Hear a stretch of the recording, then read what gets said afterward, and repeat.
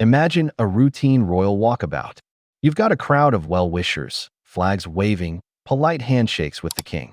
Then, a voice just cuts through the noise, sharp, loud, and accusatory. This isn't some distant protest. This is a direct, public confrontation with the King of England. And it's not a one-off. Twice in just a matter of days, King Charles has been forced to face the public's raw anger over his family's darkest shadow, the Prince Andrew scandal. The questions being yelled at the king aren't really about Andrew anymore.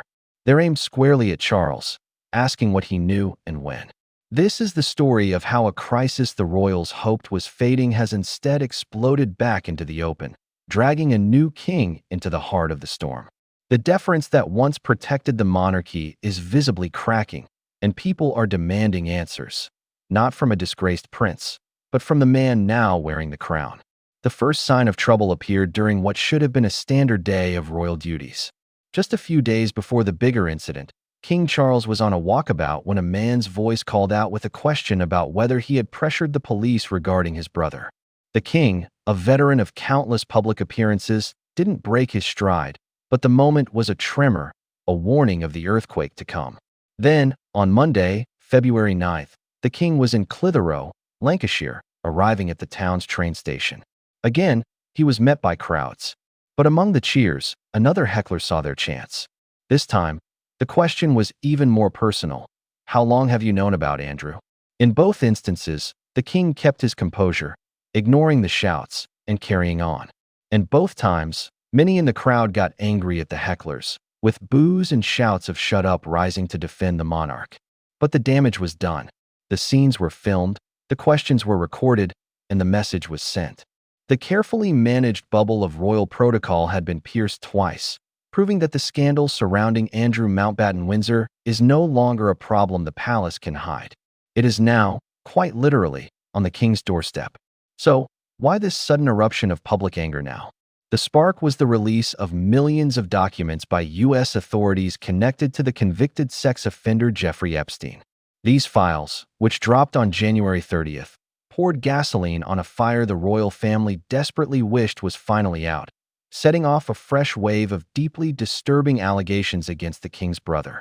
Reporters digging through the mountain of paperwork unearthed claims that have shocked the public all over again.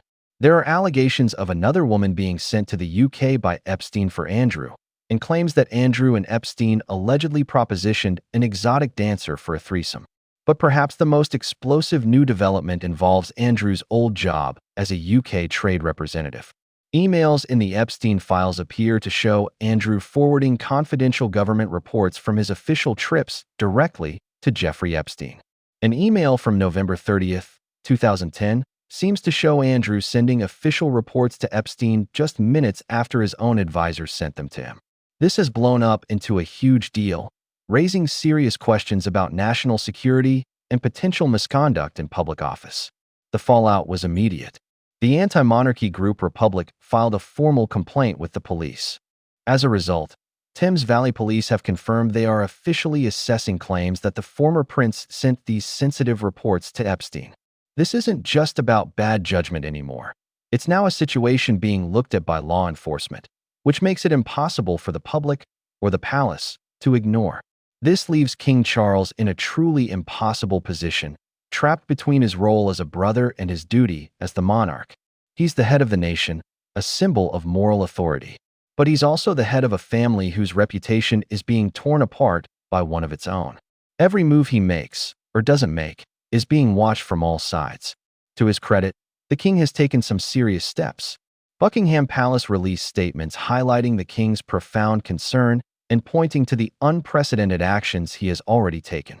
This is a direct reference to Charles stripping his brother of all his royal titles and duties, a huge move designed to cut the institutional link between the crown and the disgraced duke. Andrew was also made to leave his longtime home at Royal Lodge, a very public sign of his exile from the royal fold. However, for a growing number of people, that's not enough. The hecklers' questions show a major shift. They aren't asking what Andrew did. They're asking what Charles knew. They are questioning whether the institution itself was complicit, or at least willfully blind. This puts the king in a terrible spot. If he stays silent, he's accused of a cover-up. If he speaks out too harshly, he could be seen as interfering with a police matter and condemning his own brother. He's walking through a minefield. The old royal mantra of never complain, never explain is clashing with a world that demands transparency. People aren't just looking for a statement. They want to feel that the family truly understands the gravity of the situation. And as the head of that family, that burden falls squarely on the king. Facing this escalating crisis, the royal family has rolled out a coordinated, but very careful, communications plan. Instead of personal remarks, the response is coming through official, carefully worded statements. Buckingham Palace has said that while the claims are for Andrew to deal with, they stand ready to support the police if asked. This does two things.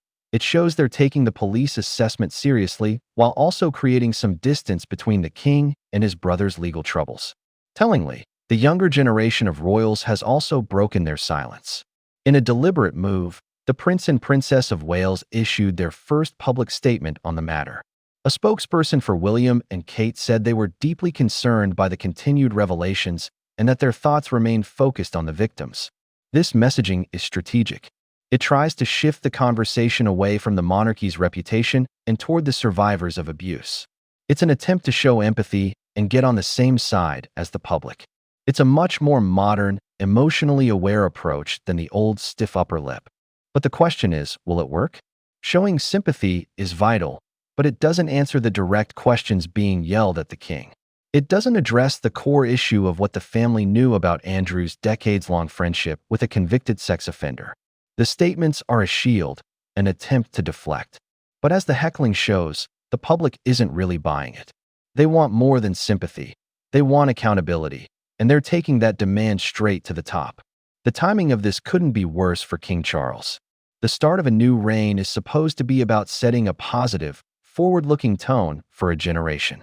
Instead, the king's early days are being completely overshadowed by a sleazy scandal from the past. Every public event and every walkabout is now filled with tension, holding the potential for another public takedown. This scandal is doing more than just creating bad press. It's chipping away at the very deference the monarchy has always relied on. The fact that ordinary people now feel bold enough to shout accusatory questions at their king on a public street is a huge cultural shift. It signals a crack in the unspoken agreement between the people and the crown. While the palace has taken steps to isolate Andrew, moving him to the Sandringham estate and stripping him of his public role, he's still the ghost at the banquet. He has consistently denied all wrongdoing, and without a full legal process, he remains an unresolved symbol of a problem the family just can't shake. This story simply isn't going away. On top of that, the Epstein files are implicating other public figures and sparking other police investigations, turning this from a private family shame into a sprawling national scandal.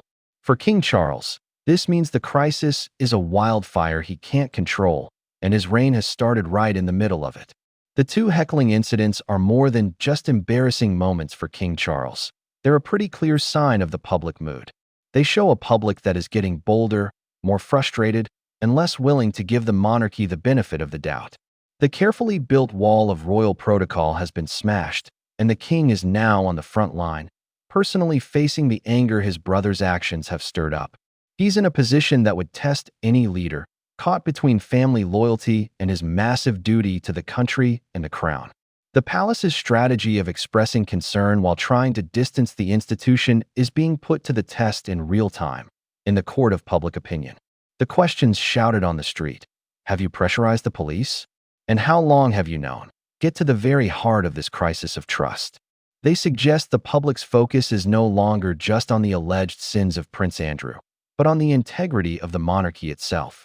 This is the profound and dangerous challenge that is defining the start of King Charles III's reign. This is a really complex and divisive issue, and it brings up some tough questions.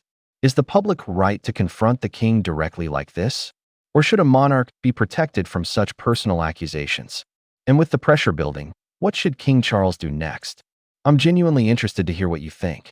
Let me know your perspective in the comments below. And if you want to stay informed on this and other developing stories, please consider liking and subscribing. Thanks for watching.